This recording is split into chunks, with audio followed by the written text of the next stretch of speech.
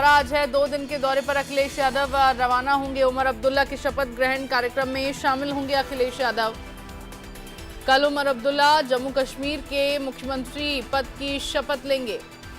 तो मुख्यमंत्री के रूप में कल उमर अब्दुल्ला की ओर से शपथ ली जाएगी और आज अपने दौरे के लिए रवाना हो जाएंगे समाजवादी पार्टी के प्रमुख अखिलेश यादव। जम्मू कश्मीर दौरे पर आज रवाना होंगे अखिलेश यादव। 2 दिन का ये दौरा उनका रहेगा।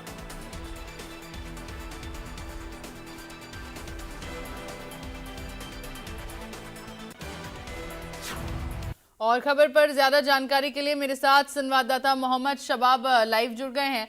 अब मोहम्मद शबाब, क्या कुछ तैयारियां अखिलेश यादव के इस दौरे को लेकर की गई है? क्योंकि जाहिर तौर पर अब मुख्यमंत्री की शपथ कल उमर अब्दुल्ला लेने वाले हैं और उससे पहले अब उनके शपथ ग्रहण समारोह में शामिल होने के लिए जम्मू कश्मीर अखिलेश यादव पहुंचने वाले हैं।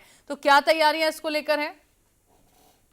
बिल्कुल, देखिए अभी थोड़ी देर में अखिलेश यादव लखनऊ से दिल्ली रवाना होंगे। दिल्ली में कुछ लोगों से मुलाकात करने के बाद वो शाम तक जम्मू कश्मीर के लिए दिल्ली से रवाना हो जाएंगे। कल उमर अब्दुल्ला का मुख्यमंत्री की शपथ का कार्यक्रम है शेर कश्मीर इंटरनेशनल कॉन्फ्रेंस सेंटर में, जहां पर अखिलेश यादव पहुंचेंगे। सुबह 11 साढ़े 11 बजे के आसपास ये शपथ ग्रहण समारोह रखा गया है और जितने भी अपोजिशन की पार्टियां हैं उन सभी को फारूक अब्दुल्ला ने बाकायदा इनवाइट किया है, जिनमें कांग्रेस है, जिनमें समाजवादी पार्टी है, सीपीआई सीपीएम समेत दूसरी जितनी भी अपोजिशन की पार्टी हैं उन सभी को जो है इस कॉन्फ्रेंस में इस शपथ ग्रहण समारोह में इनवाइट किया गया है। और सीधे तौर पर जिस तरीके से चुनाव हुए और उसमें 42 सीटें जीत करके नेशनल कॉन्फ्रेंस सबसे बड़ी पार्टी बनी है, कांग्रेस के 6 विधायक हैं। इसके अलावा अब दूसरी भी जो लोकल छोटे विधायक हैं, इंडिविजुअल निर्दलीय विधायक है, उन्होंने भी उमर अब्दुल्ला को समर्थन किया है। सीपीएम के एक विधायक ने सरकार को समर्थन किया है। इसके अलावा आम आदमी पार्टी के भी जो विधायक एक जीते थे, मेहराज मलिक, उन्होंने भी उमर अब्दुल्ला सरकार को समर्थन दिया है। इसके अलावा जो 5 निर्दलीय विधायक जीते हैं उन्होंने भी उमर अब्दुल्ला सरकार को विधायक दिया है। तो इस तरीके से देखा जाए तो 90 सीटों वाली सरकार में 55 विधायक जो हैं वो इस वक्त उमर अब्दुल्ला के पास हैं।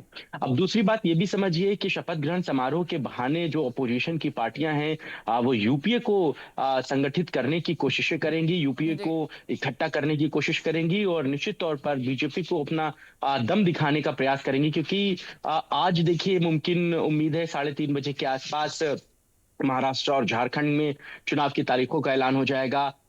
कयास इस बात के भी हैं कि यूपी के बाईपोल की तारीखों का भी इलेक्शन कमीशन अनाउंस कर देगा।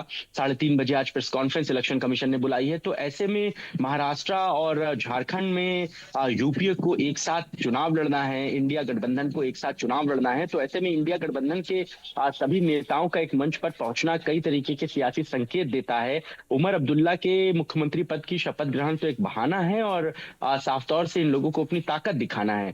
ये सारे लोग आपस में बैठ जो सबसे इंपॉर्टेंट इशू है शीट शेयरिंग का, उस पर कैसे काम किया जाए। क्योंकि जम्मू कश्मीर में कांग्रेस के शीट शेयरिंग का जो फॉर्मूला था वो सक्सेसफुल रहा। बाकी हाल फिलहाल के चुनावों में कहीं पर भी कांग्रेस के साथ सीट शेयरिंग पर बात नहीं बन पाई लोकल पार्टीज की।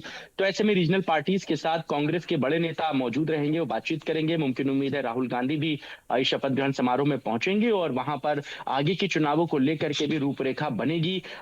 उद्धव ठाकरे को भी बुलाया गया है। अगर उद्धव ठाकरे वहां पर पहुंचते हैं तो कैसे बातचीत होगी, इन तमाम चीजों पर सबकी निगाहें होंगी। क्योंकि समाजवादी पार्टी भी महाराष्ट्र में चुनाव लड़ना चाहती है और झारखंड में भी जिस तरीके से सरकार का वहां पर मामला रहा, हेमंत सोरेन को जेल जाना पड़ा और तमाम चीजें वहां पर देखने को मिली। जिन्होंने उनको मुख्यमंत्री बनाया, चंपाई सोरेन को, उन्होंने बीजेपी ज्वाइन कर ली। तो ऐसे में तमाम राजनीतिक घटनाक्रमों पर सबकी निगाहें बनी हुई हैं। कैसे चीजों को बेहतर तालमेल में बिठाया जाए, इसको लेकर के भी आगे की बातचीत होगी।